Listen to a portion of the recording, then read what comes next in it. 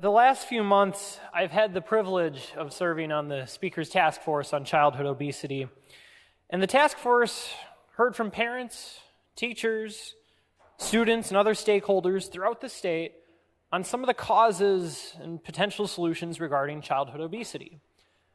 Right now, I'd like to thank the gentlelady from the 68th for her leadership in chairing the task force on childhood obesity. I think she did an outstanding job.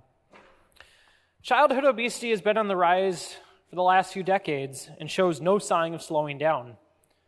Childhood obesity not only affects physical health in our kids, but also has long-lasting effects on their mental and emotional well-being. According to the Center for Disease Control and Prevention, childhood obesity has more than doubled in young children and quadrupled in adolescents in the past 30 years. This trend is alarming and requires action. Speaking of action, that's what we need. We need our kids to get moving. One of the most powerful and successful initiatives to get kids moving is the NFL Play 60. And Mr. Speaker, what is the NFL Play 60? Permission to read from a printed document? Without objection. Thank you. For more than 15 years, the NFL Play 60 initiative has been the NFL's national youth health and wellness platform to empower youth to get physically active for at least 60 minutes a day and encourage a healthy lifestyle. Mr. Speaker, that's what we need. And we need to make sure we're doing that during the school day and in our schools. And this bill aims to get our kids moving during the week in our schools.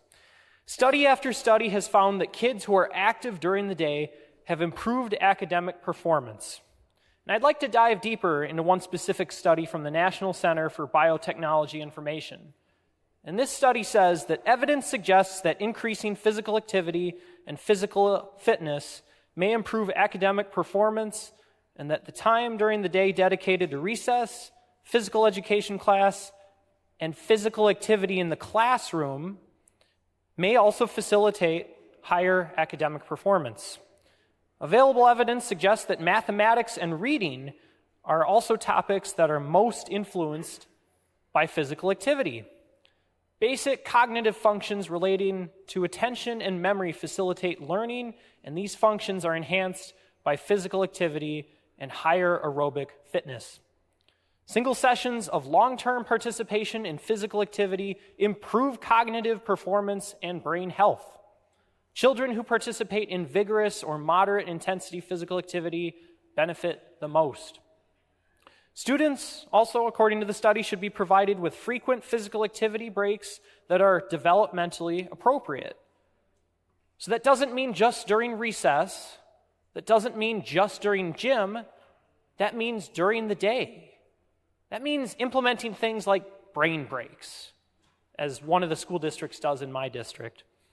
And finally, according to the study, Mr. Speaker, physically active lessons offered in the classroom may increase time on task and attention to task in the classroom setting.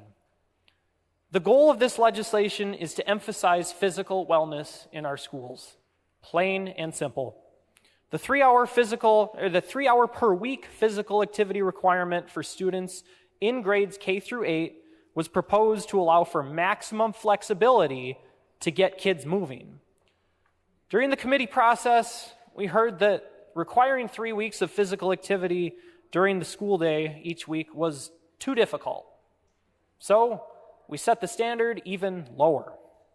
I offered an amendment to this bill that would allow schools to include before and after school activities, such as open gym, athletics, and other events to be included in the 3-week requirement.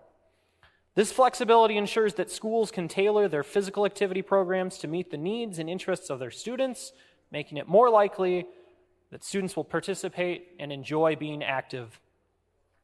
I'd like to point out that some of our schools in Wisconsin are already doing this, and that's outstanding. But other schools in Wisconsin are lagging behind. We need to do a better job at promoting physical wellness through our PE curriculum, recess, brain break, and extracurricular activities. Mr. Speaker, today we're taking a small step forward to get kids moving and make a healthier society. The vote is green.